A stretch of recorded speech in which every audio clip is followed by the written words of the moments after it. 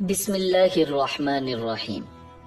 ناظرین، شوال 10 نبوی میں حضور اکرم صلی اللہ علیہ وسلم طائف تشریف لے گئے۔ اس سفر میں صرف آپ کے غلام حضرت زید بن حارثہ رضی اللہ تعالی عنہ آپ کے ساتھ تھے۔ طائف میں ثقیف کا قبیلہ آباد تھا۔ آپ صلی اللہ علیہ وسلم یہ اندازہ کرنے کے لیے طائف تشریف لے گئے کہ قبیلہ ثقیف کے دلوں میں بھی اسلام کے لیے کچھ گنجائش ہے یا نہیں۔ آپ صلی اللہ علیہ وسلم یہ امید بھی لے کر گئے تھے کہ ممکن ہے یہ لوگ مسلمان ہو جائیں اور آپ کی حمایت میں اٹھ کھڑے ہوں۔ طائف پہنچ کر آپ نے سب سے پہلے اس قبیلے کے سرداروں کے پاس جانے کا ارادہ کیا۔ یہ 3 بھائی تھے، ایک کا نام عبد یا علیل تھا، دوسرے کا نام مسعود تھا اور تیسرے کا نام حبیب تھا۔ ان تینوں کے بارے میں پوری طرح وضاحت نہیں ملتی کہ یہ بعد میں مسلمان ہو گئے تھے یا نہیں۔ بہرحال آپ صلی اللہ علیہ وسلم نے ان تینوں سے ملاقات کی، اپنے آنے کا مقصد بتایا، اسلام کے بارے میں بتایا، انہیں اسلام کی دعوت دینے کے ساتھ مخالفوں کے مقابلے میں ساتھ دینے کی دعوت دی۔ ان میں سے ایک نے کہا، کیا وہ تم ہی ہو جسے خدا نے بھیجا ہے؟ ساتھ ہی دوسرے نے کہا، تمہارے علاوہ خدا کو رسول بنانے کے لیے کوئی اور نہیں ملا تھا؟ اس کے ساتھ ہی تیسرا بول اٹھا، خدا کی قسم میں تم سے کوئی بات چیت نہیں کروں گا، کیونکہ اگر تم واقعی اللہ کے رسول ہو تو تمہارے ساتھ بات چیت کرنا بہت خطرناک ہے، اور اگر تم نبی نہیں ہو تو تم جیسے آدمی سے بات کرنا مجھے زیب نہیں دیتا۔ ناظرین، آپ صلی اللہ علیہ وسلم ان سے مایوس ہو کر اٹھ کھڑے ہوئے۔ ان تینوں نے اپنے یہاں کے اوباش لوگوں کو اور اپنے غلاموں کو آپ صلی اللہ علیہ وسلم کے پیچھے لگا دیا۔ وہ آپ کے گرد جمع ہو گئے۔ راستے میں بھی دونوں طرف لوگوں کا ہجوم ہو گیا۔ جب آپ صلی اللہ علیہ وسلم ان کے درمیان سے گزرے تو وہ بدبخت ترین لوگ آپ صلی اللہ علیہ وسلم پر پتھر برسانے لگے، یہاں تک کہ آپ جو قدم اٹھاتے وہ اس پر پتھر مارتے۔ آپ کے دونوں پاؤں لہو لہان ہو گئے، آپ کے جوتے خون سے بھر گئے۔ جب چاروں طرف پتھر مارے گئے تو تکلیف کی شدت سے آپ بیٹھ گئے۔ ان بدبخت اوباشوں نے آپ صلی اللہ علیہ وسلم کی بغلوں میں بازو ڈال کر آپ کو کھڑے ہونے پر مجبور کر دیا۔ جو ہی آپ نے چلنے کے لیے قدم اٹھائے وہ پھر پتھر برسانے لگے، ساتھ میں وہ ہنس رہے تھے اور کہہ لگا رہے تھے۔ زید بن حارثہ رضی اللہ تعالی عنہ کا یہ حال تھا کہ وہ آپ کو پتھروں سے بچانے کے لیے خود کو ان کے سامنے کر رہے تھے۔ اس طرح وہ بھی لہو لہان ہو گئے، لیکن اس حالت میں بھی انہیں آپ صلی اللہ علیہ وسلم ہی کی فکر تھی، اپنی کوئی پرواہ نہیں تھی۔ ان کے اتنے زخم آئے کہ سر پھٹ گیا۔ آخر آپ صلی اللہ علیہ وسلم اس بستی سے نکل کر ایک باغ میں داخل ہو گئے۔ اس طرح ان بدبخت ترین لوگوں سے چھٹکارا ملا۔ آپ اور زید بن حارثہ رضی اللہ تعالی عنہ اس وقت تک زخموں سے بالکل چور ہو چکے تھے اور بدن لہو لہان تھا۔ آپ ایک درخت کے سائے میں بیٹھ گئے۔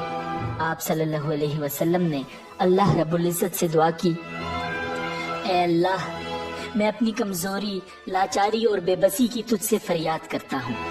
یا ارحم الراحمین، تو کمزوروں کا ساتھی ہے اور تو ہی میرا رب ہے، اور میں تجھ ہی پر بھروسہ کرتا ہوں۔ اگر مجھ پر تیرا غضب اور غصہ نہیں ہے تو مجھے کسی کی بھی پرواہ نہیں۔ اسی وقت اچانک آپ صلی اللہ علیہ وسلم نے دیکھا کہ وہاں باغ کے مالک عتبہ اور شیبہ بھی موجود ہیں۔ وہ بھی دیکھ چکے تھے کہ طائف کے بدماشوں نے آپ صلی اللہ علیہ وسلم کے ساتھ کیا سلوک کیا ہے۔ انہیں دیکھتے ہی آپ صلی اللہ علیہ وسلم اٹھ کھڑے ہوئے، کیونکہ آپ کو معلوم تھا کہ وہ دونوں اللہ کے دین کے دشمن ہیں۔ ادھر ان دونوں کو آپ کی حالت پر رحم آ گیا۔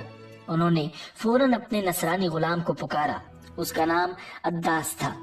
عداس حاضر ہوا تو انہوں نے اسے حکم دیا، اس بیل سے انگور کا خوشہ توڑو اور ان کے سامنے رکھ دو۔ عداس نے حکم کی تعمیل کی، انگور آپ کو پیش کیے۔ آپ صلی اللہ علیہ وسلم نے جب انگور کھانے کے لیے ہاتھ بڑھایا تو فرمایا، بسم اللہ۔ عداس نے آپ کے منہ سے بسم اللہ سنا تو اس نے اپنے آپ سے کہا، اس علاقے کے لوگ تو ایسا نہیں کہتے۔ آپ صلی اللہ علیہ وسلم نے اس سے پوچھا، تم کس علاقے کے رہنے والے ہو؟ تمہارا دین کیا ہے؟ عداس نے بتایا کہ وہ نصرانی ہے اور نینوا کا رہنے والا ہے۔ اس کے منہ سے نینوا کا نام سن کر آپ صلی اللہ علیہ وسلم نے ارشاد فرمایا، تم تو یونس علیہ السلام کے ہم وطن ہو۔ جو متا کے بیٹے تھے۔ اداس بہت حیران ہوا اور بولا، آپ کو یونس بن متا کے بارے میں کیسے معلوم ہوا؟ خدا کی قسم، جب میں نینوا سے نکلا تھا تو وہاں 10 آدمی بھی ایسے نہیں تھے جو یہ جانتے ہوں کہ یونس بن متا کون تھے، اس لیے آپ کو یونس بن متا کے بارے میں کیسے معلوم ہوا؟ اس پر نبی اکرم صلی اللہ علیہ وسلم نے ارشاد فرمایا، وہ میرے بھائی تھے، اللہ کے نبی تھے اور میں بھی اللہ کا رسول ہوں۔ اللہ تعالیٰ ہی نے مجھے ان کے بارے میں بتایا ہے اور یہ بھی بتایا ہے کہ ان کی قوم نے ان کے ساتھ کیا سلوک کیا تھا۔ آپ صلی اللہ علیہ وسلم کی زبان مبارک سے یہ الفاظ سنتے ہی اداس فوراً آپ کے نزدیک آ گیا اور آپ کے ہاتھوں اور پیروں کو بوسہ دینے لگا۔ باغ کے مالک عتبہ اور شیبہ دور کھڑے یہ سب دیکھ رہے تھے۔ انہوں نے اداس کو آپ کے قدم چومتے دیکھا تو ان میں سے ایک نے دوسرے سے کہا، تمہارے اس غلام کو تو اس شخص نے گمراہ کر دیا۔ پھر اداس ان کی طرف آیا تو ایک نے اس سے کہا، تیرا ناس ہو، تجھے کیا ہو گیا تھا؟ تو اس کے ہاتھ اور پیر چھونے لگا تھا۔ اس پر اداس بولا، میرے آقا، اس شخص سے بہتر انسان پوری زمین پر نہیں ہو سکتا۔ اس نے مجھے ایسی بات بتائی ہے جو کوئی نبی ہی بتا سکتا ہے۔ یہ سن کر عتبہ نے فوراً کہا، تیرا برا ہو، اپنے دین سے ہرگز مت پھرنا۔ ان اداس کے بارے میں آتا ہے کہ یہ مسلمان ہو گئے تھے۔ عتبہ اور شیبہ کے باغ سے نکل کر آپ کن ثعالب کے مقام پر پہنچے۔ یہاں پہنچ کر آپ نے سر اٹھایا تو ایک بدلی آپ صلی اللہ علیہ وسلم کے سر پر سایہ کیے ہوئے تھی۔ اس بدلی میں آپ صلی اللہ علیہ وسلم کو جبرائیل علیہ السلام نظر آئے۔ انہوں نے آپ سے کہا، آپ نے اپنی قوم یعنی بنی ثقیف کو جو کہا اور انہوں نے جو جواب دیا اس کو اللہ تعالیٰ نے سن لیا ہے اور مجھے پہاڑوں کے نگران کے ساتھ بھیجا ہے، اس لیے بنی ثقیف کے بارے میں جو چاہیں اس فرشتے کو حکم کر دیں۔